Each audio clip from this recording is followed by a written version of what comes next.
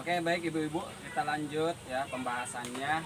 Ya, tadi sudah ibu bahas ya mengenai cara mencegah pelantaran terhadap anak. Sudah dibagi kelompok oleh teman saya dan ibu juga sudah menjawab pertanyaan dari teman saya. Ya, sudah digali dengan baik dan cukup. Ya, di sini ada pendidikan yang cukup, jangan membiarkan anak putus sekolah, mendidik anak dengan kasih sayang. Itu udah bagus jawaban ibu ya, ibu masing-masing ya. Terus kita akan gali lagi ya, kita perkaya lagi jawaban-jawaban yang sudah ibu sampaikan ya. Di sini kita lihat ada flipchart ya, flipchart mengenai akibat penelantaran. Di sini ada beberapa ya cara atau akibat dari penelantaran dan juga cara mencegah penelantaran. Akibat penelantaran, ibu-ibu coba lihat ya, perhatikan baik-baik. Di sini ada flipchart tentang akibat penelantaran dan juga cara mencegah penelantarannya. Nah, oke, saya coba tanya ke Ibu Wahyu ya. Ibu Wahyu, bagaimana nih akibat penelantaran? Coba bisa ke depan. Oke, kita gali ya. Kita gali, kita perkaya kembali. Silakan Pak. Akibat dari penelantaran. Akibat dari pengantaran anak sekolah, anak-anak yang pertama itu pasti kurang gizi, Pak. Kurang gizi.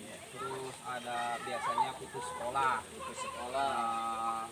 Apalagi ya? Sering ketakutan dan tidak berani.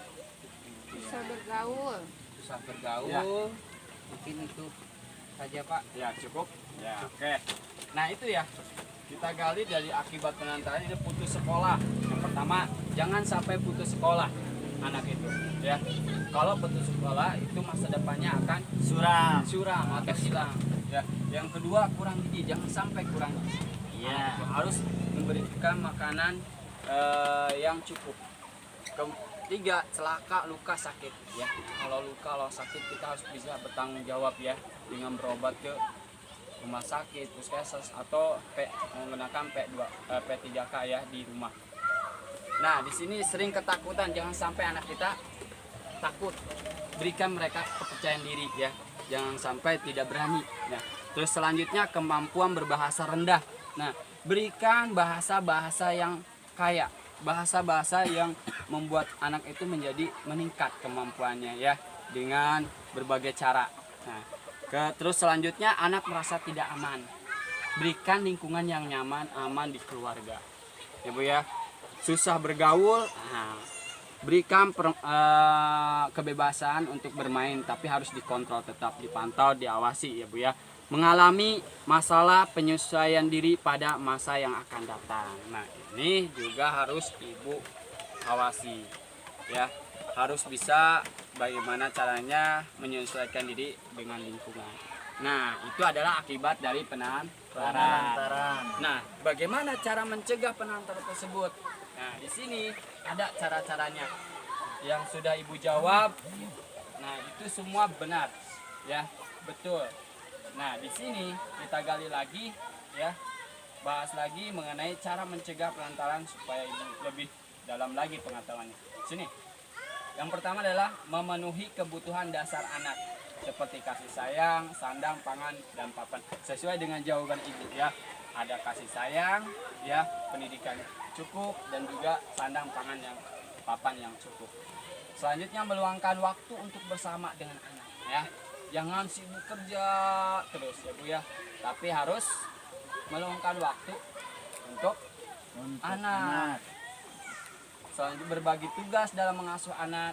Ayah dengan ibu harus sama-sama mengasuh anak atau kerja sama tim. Ya. Selanjutnya mendidik anak tentang apa yang boleh dan tidak boleh dilakukan. Nah, mana yang harus dilakukan, mana yang tidak. Ya. Memperhatikan pergaulan anak. Nah, lihat Bu pergaulannya. Sekarang pergaulannya gimana Bu? Anak-anak sekarang bagus ya. Iya. Ya. Pergaulan anak sekarang ya pertama terlalu luas ya, harus sesuai dengan umur usia. Betul Ibu. Memperhatikan perkembangan anak. Nah, perkembangan juga harus diperhatikan, rajin ke posyandu atau puskesmas ya. Menitipkan anak keluarga kerabat yang dapat dipercaya pada saat orang tua tidak berada di rumah. Harus dititipkan kalau memang kita tidak ada di rumah, ke orang tua atau nenek atau ke saudara kita yang dekat. Menitipkan anak di tempat penitipan anak. Ya, menitipkan anak di tempat penitipan anak. Tapi penitipannya harus benar-benar terjamin. Ya, Bu ya. Mengkonsultasikan masalah keluarga dengan aparat setempat atau penyediaan layanan, misalkan guru ngaji, bidan dan sebagainya.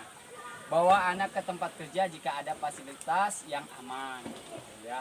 Membawa anak ke tempat kerja jika fasilitasnya aman. Konsultasi dengan pendamping PKH untuk membantu mencari solusinya. Bagaimana solusinya untuk mencegah penantaran? Boleh ke pendamping PKH-nya, ya. Itu cara mencegah pelantaran. Ya, penelantaran. Oh iya, Bu. Saya ucap, Bu ya. Maklumlah ya. Apa-apa sedikit juga. Tapi Ibu udah bagus ya mengingatkan saya bahwa saya salah. Nah, itu bagus juga ya. Itu juga pembelajaran buat Ibu ya.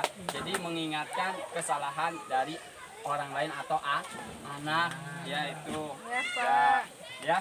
Ya Pak. Itu cukup ya. Ini adalah kesimpulan dari cara mencegah pelantaran anak. Paham Ibu? Pak. Alhamdulillah kalau sudah paham ya. Sesi selanjutnya atau langkah selanjutnya itu akan dilanjutkan oleh teman saya ya di langkah 5 mengenai pengertian dan contoh eksploitasi terhadap anak. Untuk pencegahan pelantaran cukup ya, nanti dilanjut. Terima kasih.